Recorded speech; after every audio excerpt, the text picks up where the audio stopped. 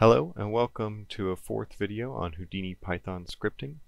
This video I want to cover HDA editing for the type properties in an HDA and different parameters and whatnot. This was an area that I found pretty difficult to find resources on, so I thought it very important that I make a video on it. So let's start by making a function, and what we want to do is create a subnet so that we can create a digital asset.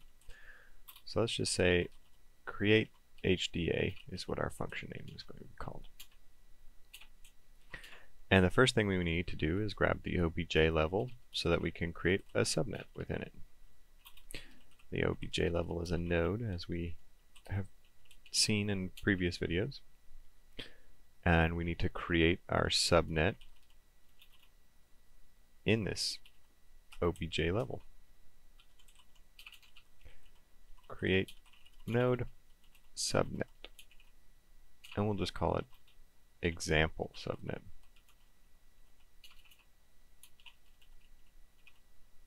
Perfect. Now, in order to create an HDA from a script in a script, you'll want to follow along with the who.node.create digital asset. Now, what we need from that is a name and an HDA file name. And what the file name is actually the path with the .hda in it.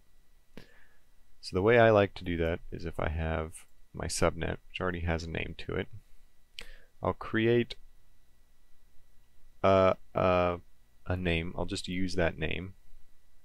So we'll call it the HDA name is just equal to subnet.name. So we already have that. Now we need to choose a file path, and I'm just going to save it with my script for now, but you can save it at any location. I'm just going to save it right in here with my scripts that I'm running, this test Python script that we're running right now.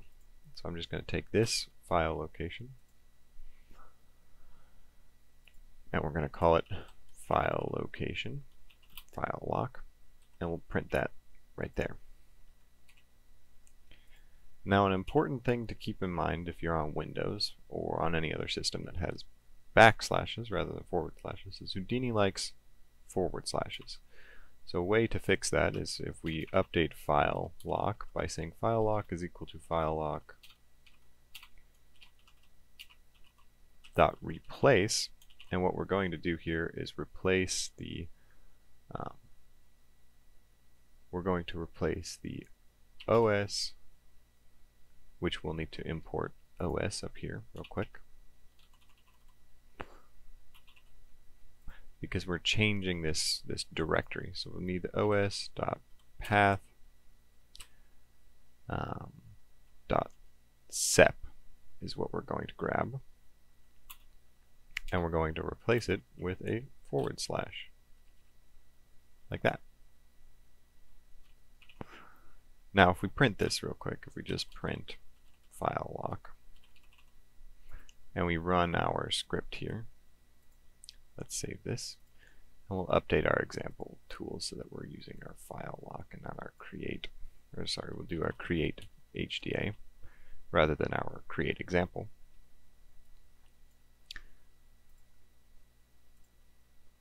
We can see it prints this file lock, and it also made our subnet.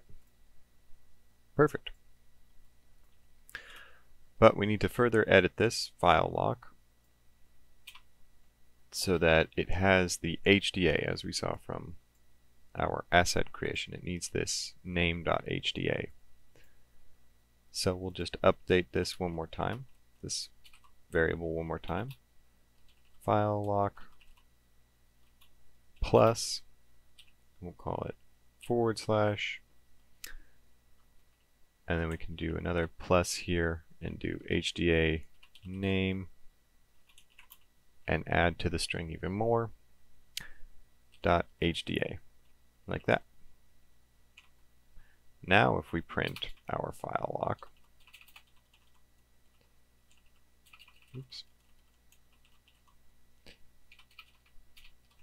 print our file lock,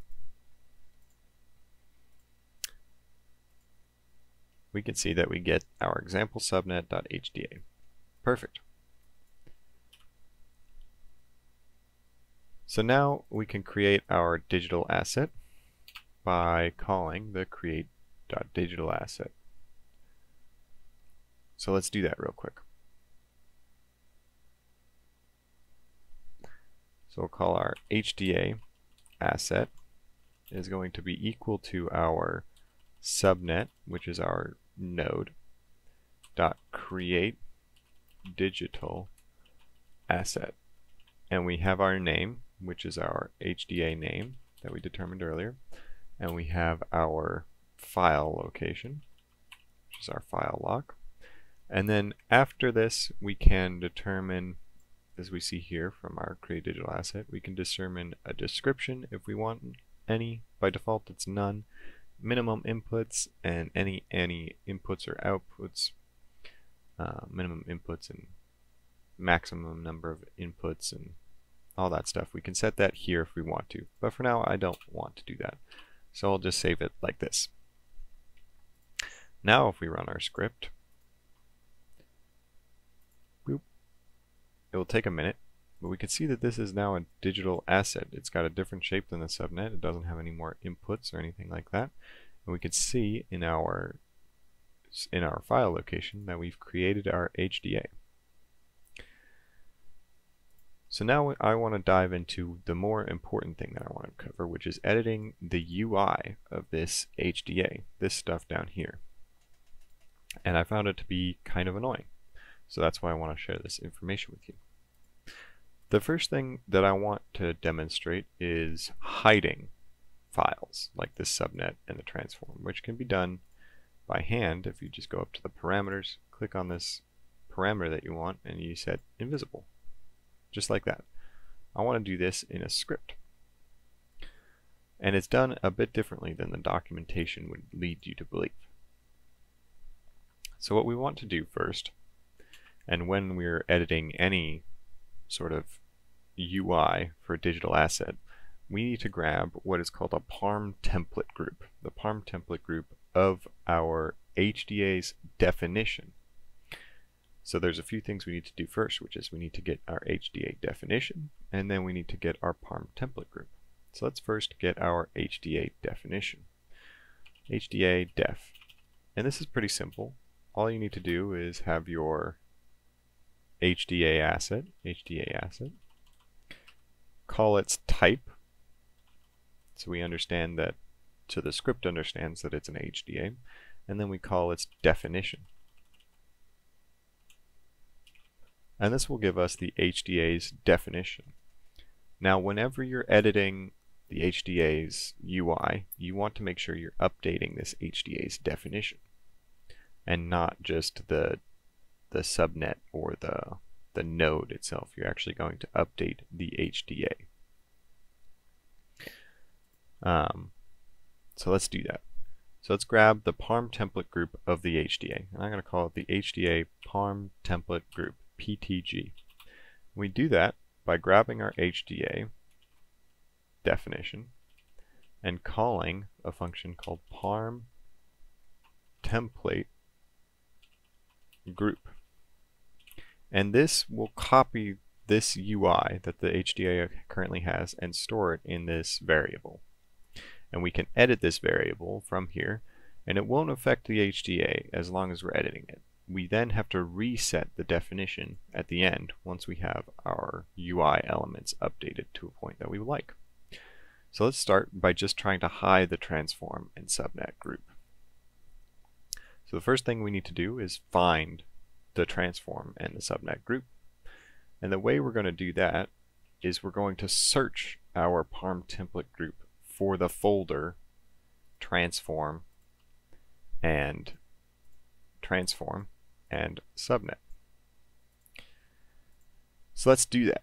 So we'll try and find our transform folder, trans folder, and we'll use our HDA PTG and call a function called find folder, and we want to use that label, so the transform that we just saw, like that. And what that'll do is now this variable stores this folder that we have. And let's do the same for the subnet. Subfolder HDA ptg.find folder subnet. Just like that. Now we have both of those folders and we need to hide them. The way we hide them is not simply saying on or off. We need to call the parm template group, and then we need to determine the folder, or then we can call a function called hide, which takes an input of what folder you're trying to hide or whatever asset. So you could have these. Any of these are called parm templates. They're just different types of parm templates, but we're using a folder parm template. So it asks for a parm template and then whether you want to hide it or not. So let's try that. So we have our HDA ptg, and we're going to call our hide function, and then we're going to determine what parm template we want to use, which is our trans folder, and then we want to hide it, which is true. And we're going to do the same for our subfolder. hda.ptg.hide subfolder true. Now if we run this right now, nothing will appear to happen. As we can see, the transform and the subnet are still there.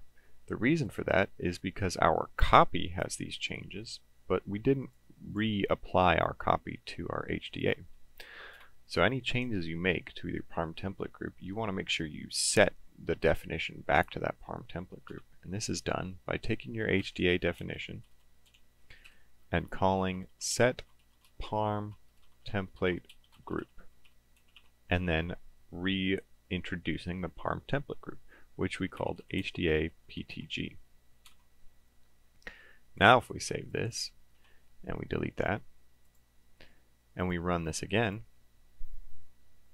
our changes have been made. The transform and the subnet are hidden. That's what we want from this. Now to add on top of this, if you want to add folders and floats and variables to your HDA, you're going to want to pay attention to parm template groups. So under our digital assets, there's a whole section for parm templates. These are the different aspects you can add to your HDA's UI, such as a button, a data parm, a float parm, a folder parm, folder set, an integer, a label, a menu. All of these are things you can add to, so long as they have this template at the end here, you can add it to your HDA.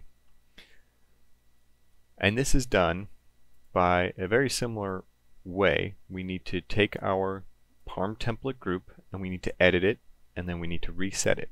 So I'm just going to continue editing our PTG here. So right here I'm going to add a folder and add a float within that folder. Alright? So firstly we need to create a folder parm template. Alright? So let's do that. So let's call this example folder, which is going to be equal to a who.folder parm template. So we're just creating a folder parm template here so that we can edit it. And we're just going to call it example. Rather, the name comes first and then the label. So example folder.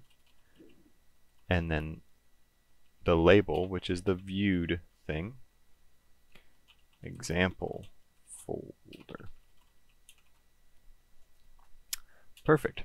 Now say we want to add this folder to our PTG. It's done very similarly to how we change the HDA's definition. We need to add this in.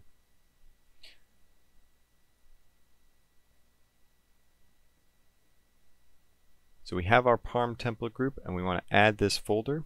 So let's do that. Let's take our HDA PTG and call the function add parm template. which will add any template that we give it, and we want to add our example folder. Now if we run this, which we just created a folder and added it to it, hopefully our folder will show up in our HDA. There it is. Now if you want to edit the folder parameters at all, the folder parm template, which is what we've done, you can check the different functions you could call for it. You can change its state. So if you want it to be a simple structure rather than a tab, you can do that. Just go over the documentation, but I want to cover more of how we add more to this HDA, and then how it's useful for promoting parameters as well. Now if we wanted to add a float to this folder, we'd have to add it to the folder before we add the folder to the PTG group and before we set it again. So we can add it after it's been added to the PTG, but you just have to add it to the folder. Everything is adding parameters versus subtracting or getting rid of. You just have to add everything logically, right? If we were to do it by hand here, we'd put our float into the folder. We just added it to the folder. So just keep that in mind. Everything is adding to folders, and then the folders are added to the group.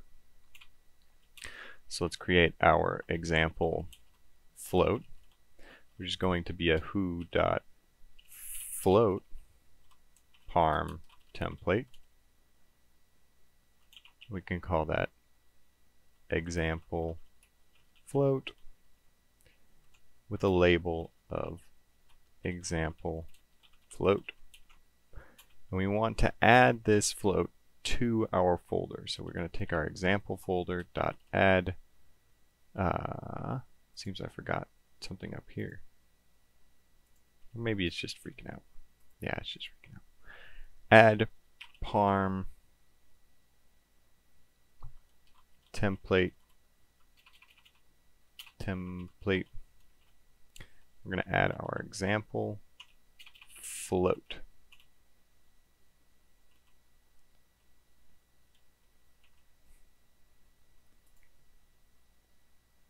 Interesting. I wonder why it's being mad.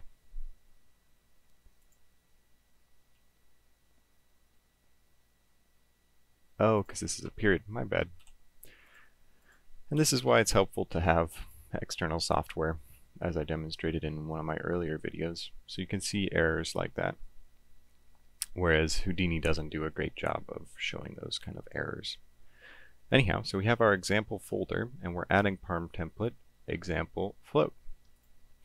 Now if we save this, it should add a float. However, I may have forgotten some aspects in creating this, that the float might be angry. It might need more inputs for it. Yes, so it needs more inputs.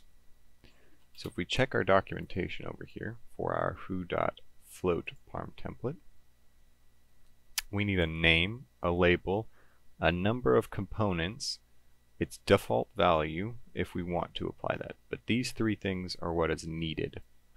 So let's just have it be 1, just a 1 value. Now if we run it, we have, there you go. See, this is what I meant. We've added the folder before we've added our float. So the folder got added before we edited that folder. So we need to make sure we edit the folder or add the folder after we add our parm templates. Now if we save it, since we've reordered it, and we run it again, now our float will show up.